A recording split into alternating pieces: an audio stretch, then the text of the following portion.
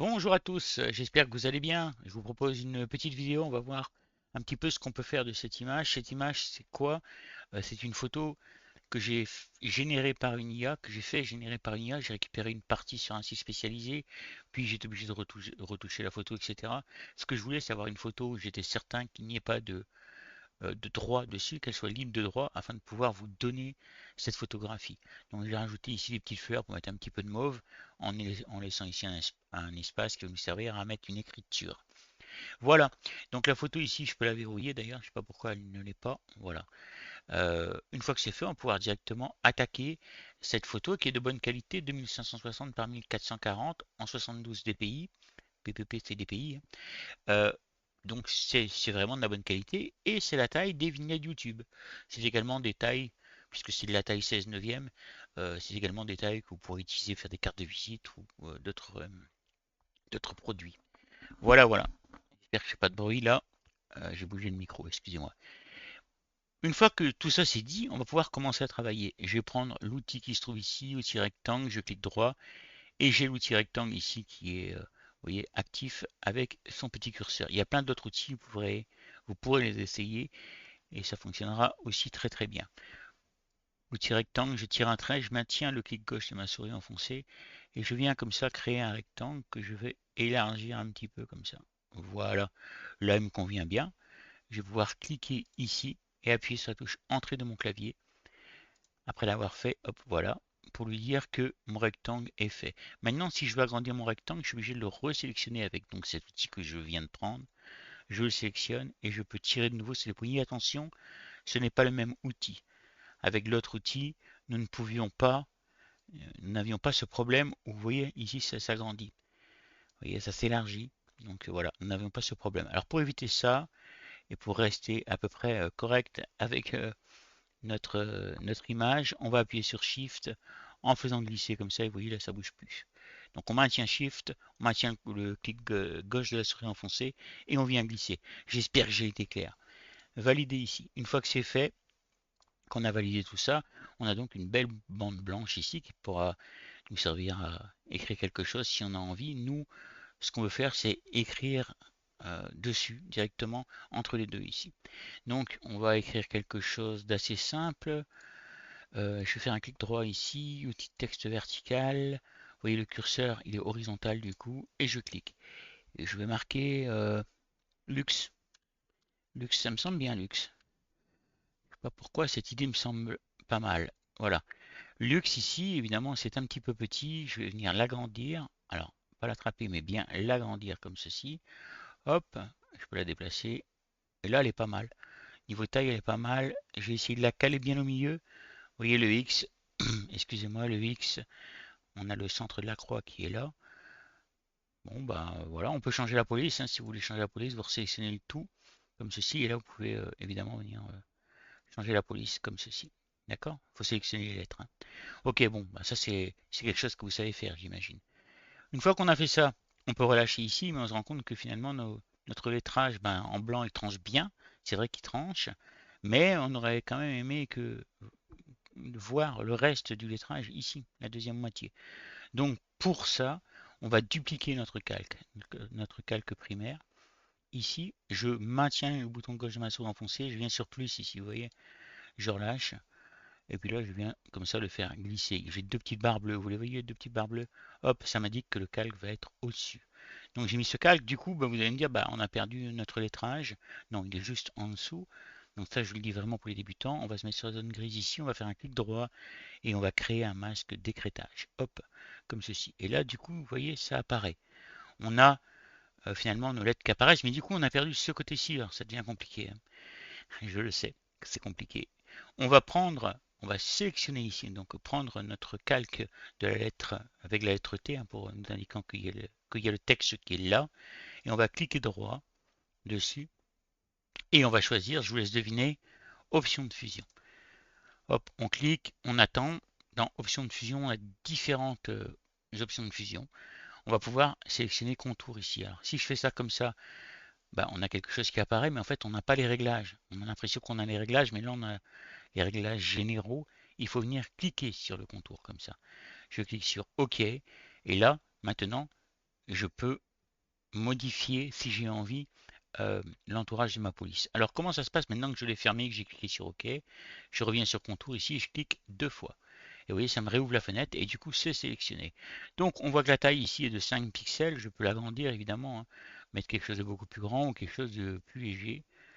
Si j'ai envie à 2 pixels par exemple. Voilà. Moi, c'est une vignette YouTube, donc 5 pixels, ça me semble bien visible. Donc je vais le laisser à 5 pixels. 5 pixels, pardon. Vous avez le choix des différentes positions. Je vous montre intérieur, extérieur. Ici, vous voyez, c'est à l'intérieur du lettrage, donc ça réduit un peu l'épaisseur du lettrage. C'est à vous de voir en fonction de la police que vous allez utiliser. Les modes de fusion, etc., on a déjà une vidéo là-dessus. Puis vous faites des essais, hein, sur les modes de fusion si vous avez envie d'essayer quelque chose, n'hésitez pas. La couleur, bah, nous on va le laisser en blanc. On pourrait choisir de mettre du bleu, du vert, du rouge, ce que vous voulez comme couleur. Donc maintenant je peux cliquer sur OK, ce coup-ci réellement. Une fois que ça c'est fait, on a quand même bien avancé, et je vais vouloir faire autre chose, comme par exemple venir mettre une ligne tout autour ici de mon image. Alors pour ça, bah, encore une fois, je vais reprendre cette fois-ci l'outil rectangle qu'on a ici.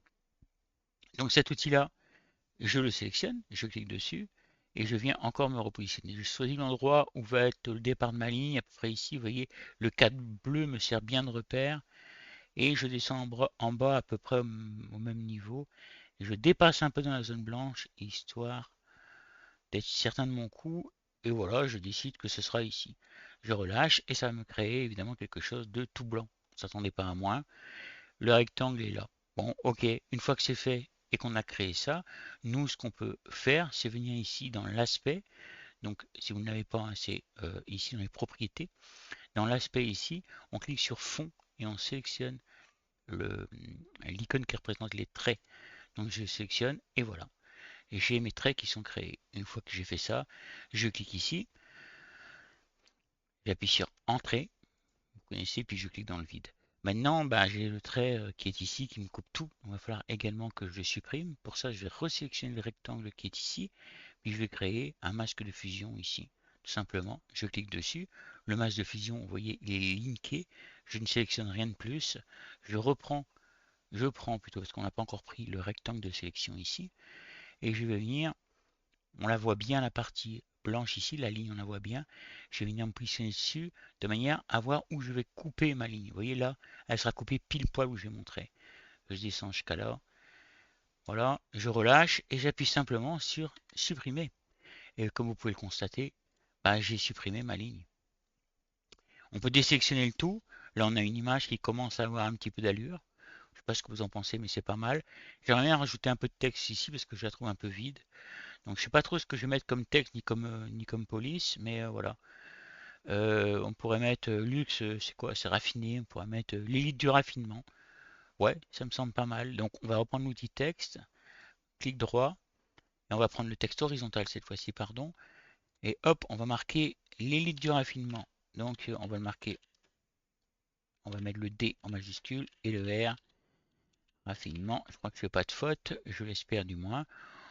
On va le laisser comme ça. La police, c'est toujours la police qu'on avait tout à l'heure, la Berlin 100 FB. On va en choisir une autre, pardon. Moi, j'aime bien les sérifs dans ce genre de cas. Donc, je tape sérif et je vais venir chercher la plus connue. Je suis certain que vous l'avez, la Microsoft ici, sans sérif régular. Je clique dessus. Maintenant, je sélectionne l'outil de sélection et je peux venir déplacer comme ça mon texte et le positionner où je veux. Je peux également venir l'agrandir. Et puis, il y a les différentes options du texte, bien entendu, que vous pouvez appliquer. Bah là, c'est pas mal. Moi, je trouve que c'est pas mal comme ça. Et je vais quand même mettre en dessous quelque chose, comme s'il y avait une marque ou quelque chose. Alors, je vais le remonter du coup, puisque je vais mettre quelque chose en dessous. Et je vais reprendre l'outil texte. Ça me refait encore un calque, hein, c'est automatique. Ici. Et là, je vais venir écrire. Il faut que ce soit une marque. Je suis en train de réfléchir en même temps. Euh, Splendeur. Bon, elle est jolie quand même. Elle est belle l'image. Allez, on y va. Splendeur.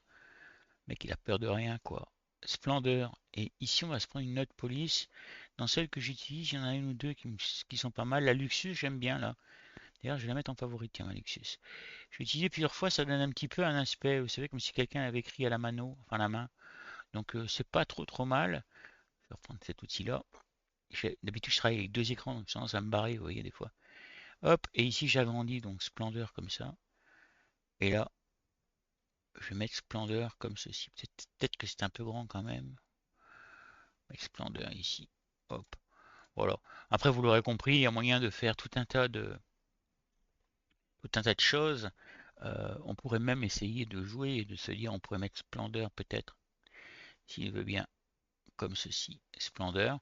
Ça pourrait avoir son charme, hein, comme une signature en fait, si on rajoute un point derrière. On peut le faire pour voir. Espace point pour voir. Hop, voilà. Ça peut faire un peu comme une signature. Vous voyez? Ça peut être pas mal. L'élite du raffinement. On pourrait changer la police aussi. Elle n'est pas top top. Enfin bon, voilà. C'est quelque chose qui a été fait pour les débutants. Pour pouvoir créer des cartes de visite, des petits flyers, des vignettes YouTube avec ce type d'écriture. N'hésitez pas à vous en servir. J'espère que cette vidéo vous aura plu. J'ai été un petit peu lent, je vous l'accorde. Mais vaut mieux une lenteur avec une compréhension que d'être rapide et puis de rien comprendre. Merci de m'avoir regardé. À très bientôt. Ciao, ciao.